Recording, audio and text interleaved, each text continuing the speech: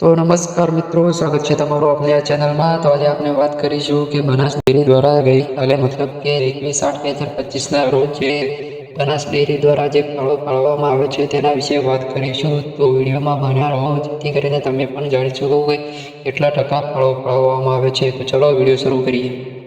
બનાસકાંઠામાં આવેલી એશિયાની સૌથી મોટી ડેરી જે 21/8/2025ના રોજ તેની 27મી વાર્ષિક સાધારણ સભા યોજાઈ હતી।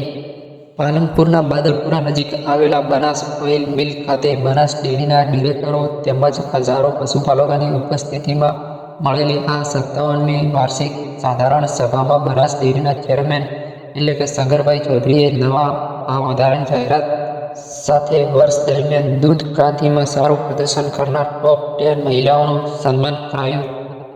નવા ભાવ વધારાની જાહેરાત થતાં જિલ્લાઓના લાખો પશુપાલકોમાં ખુશીની લહેર પ્રસરી હતી। તો આ હતી કાર્યક્રમની શરૂઆત વિશેની વાત।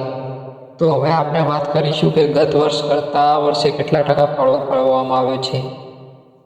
નવા વર્ષનો ભાવ વધારો 2131 કરોડ જાહેરાત કરી ડેરી દ્વારા 18.32% ભાવ વધારાની ચેરમેન શંકર ચૌધરીએ જાહેરાત કરતા જિલ્લાના લાખો પશુપાલકોમાં ખુશીની લહેર પ્રસરી છે।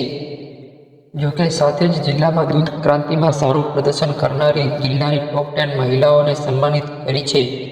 બનાસ ડેરી દ્વારા આગામી સમય દરમિયાન શરૂ થનારા અલગ અલગ પ્રકલ્પોથી ચેરમેન શંકર ચૌધરીએ પશુપાલકોને જાણ કરી હતી।